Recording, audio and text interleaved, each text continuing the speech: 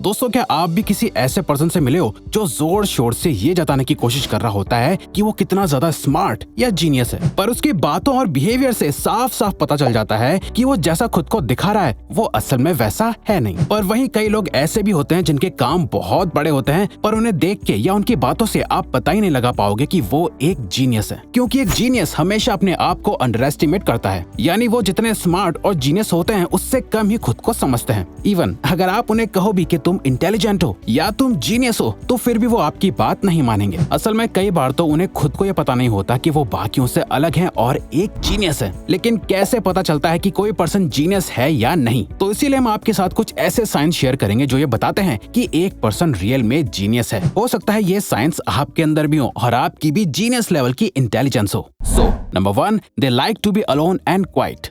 Actually जो लोग अक्सर दूसरे लोगों से ज्यादा मिलना पसंद नहीं करते, लोगों से ज्यादा बात नहीं करते, उन्हें अकेले रहना ज्यादा पसंद होता है। तो ऐसे लोगों को बाकी लोग सीधा, शर्मीला, बेवकूफ, इंट्रोवर्ट, रूड या फिर एटीट्यूड वाला पर्सन समझने लगते हैं। जबकि Albert Einstein, Bill Gates, Larry page, Warren Buffett, Isaac Newton और इलॉन मस्क जैसे कई जीनियसेस में एक बात कॉमन देखी गई है कि ये सभी अकेले रहना और दूसरों से ज्यादा बात ना करना पसंद करते हैं। इवन एक स्टडी के अकॉर्डिंग जिन लोगों को दूसरों से बात करने में कोई इंटरेस्ट नहीं होता, ना ही उन्हें लोगों से मिलना, उनके साथ घूमना ज्यादा पसंद नहीं होता, उन लोगों का दिमाग दूसरे लोगों के मुकाबले ज्यादा तेज और फोकस्ड रहता है। अगर आप एक जीनियस पर्सन हो तो आपको अकेले रहना बहुत ज्यादा पसंद होगा। ये एक सबसे बड़ा साइन है जो एक जीनियस को एक एवरेज पर्सन से अलग बनाता है, क्योंकि कई बार लोग अकेले पढ़ने पर बहुत अनकंफर्टेबल हो जाते हैं। उन्हें हमेशा कोई ना कोई अपने साथ चाहिए होता है जिससे वो बात कर सके या अपना टाइम पास कर सके, तो वो अपना टाइम किसी और चीज में लगाना शुरू कर देते हैं। वहीं जीनियस लोगों का फेवरेट टाइम ही वही होता है जब वो अकेले होते हैं, जहाँ वो खुद के साथ टाइम स्पेंड करना पसंद करते हैं,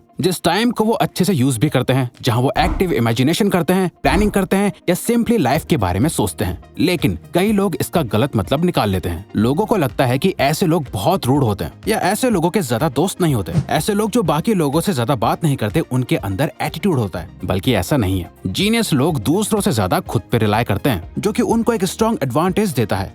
दे take cautious and calculated risk.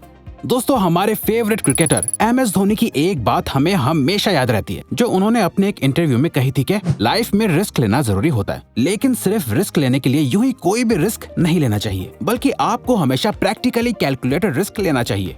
You have to be practical, you have to take risk in life, but at the same time, no, you have to be calculated. और दोस्तों, उनकी यही बात हम खुद अपनी लाइफ में भी हमेशा अप्लाई करते हैं। अब देखो, वैसे तो बिल गेट्स, जिसे one of the greatest risk taker भी माना जाता है, क्योंकि लोगों को ऐसा लगता है कि बिल गेट्स ने माइक्रोसॉफ्ट क्रिएट करने के लिए हार्वर्ड से ड्रॉप आउट कर दिया था, इसीलिए वो एक जीनियस और रिस्क टेकर है। जबकि सच तो यह है कि वो एक जीनियस इसलिए है क्योंकि उन्होंने माइक्रोसॉफ्ट स्टार्ट करने के बाद भी कुछ समय तक हार्वर्ड से ड्रॉप आउट नहीं करा था, ये जानते हुए भी कि उनका आइडिया बहुत यूनिक है। उन्होंने इमीडिएटली अपना कॉलेज छोड़ के उस पर फुल टाइम काम नहीं करा, बल्कि उन्होंने पेशेंटली वेट करा, और जब उन्हें लगने लगा कि वो इससे अपनी लिविंग मेंटेन कर सकते हैं, तब जाके उन्होंने हार्वर्ड से ड्रॉप आउट करा। और ज्यादातर जीनियसेस में ये क्वालिटी देखी जाती है कि उनका रैशनल माइंड बहुत एक्टिव होता है। वो हर डिसीजन को बहुत सोच समझ के लेते हैं, इसीलिए वो यूं ही सिर्फ अपनी इंस्टिंक्ट के अकॉर्डिंग रिस्क नहीं ले लेते, बल्कि वो अपने रैशनल माइंड का यूज करके कैलकुलेटेड रिस्क लेने का ही ट्राई करते हैं। They talk to themselves a lot. काफी रिसर्चेस के बाद देखा गया है कि जीनियस लोग सबसे ज्यादा खुद से बात करते हैं, क्योंकि एक सीरीज ऑफ एक्सपेरिमेंट्स में US based psychologists Daniel Swingley and Gary Lupyan ने देखा कि सेल्फ टॉक से 3 मेजर कॉग्निटिव बेनिफिट्स होते हैं। फर्स्ट बेनिफिट है कि उससे मेमोरी बहुत अच्छी हो जाती है, वो पर्सन ज्यादा चीजें याद रखने लगता है, और साथ ही इससे वो रेजर शार्प फोकस डेवलप करने लगता है। कई बार आपने भी नोटिस करा होगा कि आप खुद से बात करने में इतना बिजी हो जाते हो कि आप आसपास की चीजों से डिस्ट्रैक्ट ही नहीं होते, आप उस एक मोमेंट में थम से जाते हो। आपके आसपास क्या चल रहा होता है उससे आप कट होके सिर्फ उस एक थॉट में डूब जाते हो, जिससे आपको उस एक थॉट पर पूरा फोकस करके क्लैरिटी मिलती है। और यही सेम प्रोसेस अगर हम हर रोज बार बार करते रहते हैं तो हम अपने एनवायरनमेंट और किसी भी चीज से डिस्ट्रैक्ट नहीं होते। हमारा फोकस और क्लैरिटी हमारी लाइफ के, खुद के और हर चीज के प्रति बढ़ता रहता है। सो अगर आप भी खुद को अक्सर अपने आप से बात करते हुए पाते हो और आपका ज्यादातर टाइम अपने ही दिमाग में खुद से बात करते हुए बीतता है, तो इसके बहुत हाई चांसेस हैं कि आपकी जीनियस लेवल की इंटेलिजेंस है। Quantity over quality.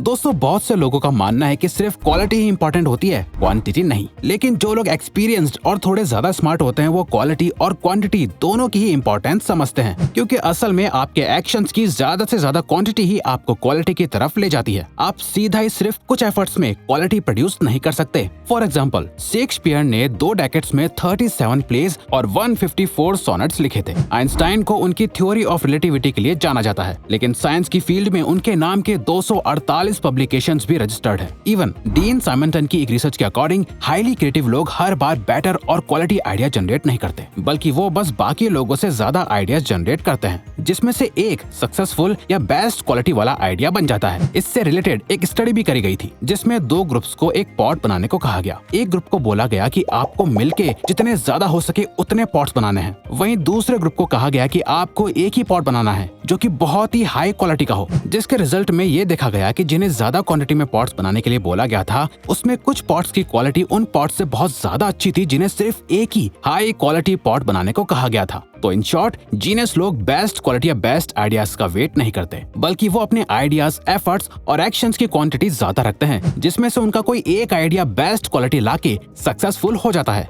Remember, quality लाने के लिए पहले क्वांटिटी जरूरी है। दे ओवरथिंक अ लॉट। दोस्तों, जीनियस लोगों का माइंड बहुत ही ज्यादा तेज काम करता है, जो आसानी से रिलैक्स नहीं कर पाता, हमेशा किसी प्रॉब्लम या सोल्यूशन में उलझा ही रहता है। इसी वजह से उनमें ओवरथिंकिंग, एंजाइटी और स्ट्रेस के साइंस भी देखे जाते हैं। और इसी ओवरथिंकिंग और स्ट्रेस के कारण उनमें बैठे बैठे पैर हिलाने, देर रात तक जागने या नाखून चबाने जैसी कई डिफरेंट आदतें देखी गई हैं। Even journal of behaviour therapy and experimental psychiatry में पब्लिश्ड हुई एक रिसर्च में 1 साल तक कुछ पार्टिसिपेंट्स को ट्रैक करा गया और पता चला कि जिन लोगों को नाखून चबाने की आदत थी, उनका IQ लेवल बाकी लोगों से ज्यादा देखा गया था। ऐसी ही कई वियर्ड हैबिट्स जीनियस लोगों के अंदर होती हैं। ऐसा इसलिए होता है क्योंकि जब इंसान ज्यादा सोच में पड़ जाता है तो कई लोगों में नेल बाइटिंग जैसी कई वियर्ड हैबिट्स इनवॉलंटरी एक्शन बन जाती हैं, जो उनके लिए स्ट्रेस बस्टर की तरह भी काम करती हैं। क्योंकि कई बार जीनियस इंटेलिजेंस वाले लोग चीजों के बारे में इतना डीप लेवल पर सोचते हैं या ओवरथिंक करते हैं कि जिससे फिर उनमें स्ट्रेस और एंजाइटी के सिम्टम्स बिल्ड हो जाते हैं। They procrastinate for their own benefit. American science author and professor Adam M Grant कहते हैं कि माना प्रोक्रेस्टिनेशन आपकी प्रोडक्टिविटी का दुश्मन हो सकता है, लेकिन यही प्रोक्रेस्टिनेशन आपकी क्रिएटिविटी का भी रिसोर्स हो सकता है। अब अगर आपको नहीं पता तो हम बता दें कि प्रोक्रेस्टिनेशन का मतलब टालमटोली करना, किसी काम को अभी ना करना और उसे बाद के लिए टालना होता है। लेकिन हमें तो अक्सर ये कहा जाता है कि प्रोक्रेस्टिनेशन बहुत बुरा होता है। कई सेल्फ हेल्प बुक्स में ये बात लिखी गई है कि सक्सेसफुल होने के लिए आपको प्रोक्रेस्टिनेशन को बीट करना ही होगा, जो कि बिल्कुल सच है। लेकिन कभी कभार कुछ टाइम के लिए किसी चीज को टालना और फिर कुछ टाइम बाद उस पर फिर से काम करना, ये आपकी आदत आपकी क्रिएटिविटी को और इंक्रीज करती है, जिसे गुड प्रोक्रेस्टिनेशन भी कहा जा सकता है। तभी कई जीनियसेस का बेस्ट वर्क प्रोक्रेस्टिनेशन का ही रिजल्ट है। लियोनार्डो दा विंची ने वर्ल्ड की मोस्ट फेमस पेंटिंग मोनालिसा को ईयर 1503 में बनाना शुरू किया था, जिसे फिनिश करने में उन्हें 16 साल लग गए। और जब वो ऑलमोस्ट अपनी डेथ के क्लोज आ गए थे, तब तक वो इस पेंटिंग पर काम करते रहे। बट ऐसा नहीं था कि उन्होंने अपना सारा काम छोड़कर वो बस इसी पेंटिंग को बना रहे थे, बल्कि वो एक पेंटर के साथ इंजीनियर, साइंटिस्ट, थ्योरिस्ट, स्कल्पचर और आर्किटेक्ट भी थे। और कई हिस्टोरियंस ने ये कंफर्म करा है कि वो इस पेंटिंग पे ऑन एंड ऑफ काम कर रहे थे।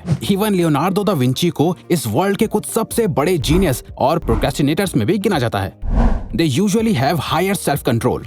दोस्तों, आपने अभी तक जान लिया होगा कि जीनियस इंटेलिजेंस वाले लोगों के अंदर कुछ अच्छी आदत भी होती है और कुछ बुरी भी। लेकिन उन्हीं आदतों में से उनकी एक अच्छी आदत ये भी होती है कि वो अपने सभी आदतों को अपने हाई सेल्फ कंट्रोल की वजह से कंट्रोल भी कर लेते हैं। सेल्फ कंट्रोल इंटेलिजेंस का एक बहुत इंपॉर्टेंट साइन है, और अगर आपका अपने ऊपर बहुत हाई सेल्फ कंट्रोल है तो आप एक जीनियस पर्सन हो, क्योंकि आप अच्छी तरह से सेल्फ अवेयर ही नहीं हो कि आपके लिए क्या सही है और क्या गलत, बल्कि उसे कंट्रोल भी कर सकते हो। 2009 की येल स्टडी में पार्टिसिपेंट्स को एक IQ टेस्ट करने को दिया और उन्हें ऑप्शन दिया कि इस IQ टेस्ट के बदले उन्हें रिवॉर्ड मनी दी जाएगी। पर उनके पास ऑप्शन था कि वो IQ टेस्ट देने के बाद इमीडिएटली ये रिवॉर्ड ले सकते थे या फिर वेट करके बाद में ले सकते थे। जिन लोगों ने अपने रिवॉर्ड्स के लिए वेट करा, उन लोगों के IQ टेस्ट में बाकियों से हाई स्कोर्स थे, जिससे एक्सपर्ट्स ने ये कंक्लूड करा कि जो लोग इम्पल्सिव डिसीजंस को रेजिस्ट यानी कंट्रोल करते हैं और खुद के इमोशंस और एक्शंस पर अच्छे से कंट्रोल रखते हैं, वो लोग ज्यादा इंटेलिजेंट और जीनियस होते हैं। तो अगर आपको ये वीडियो अच्छी लगी तो वीडियो को लाइक और सब्सक्राइब करके चैनल को सपोर्ट करो और बेल नोटिफिकेशन ऑन कर लीजिएगा ताकि आप आने वाली वीडियोस मिस ना कर पाओ। Thank you for watching.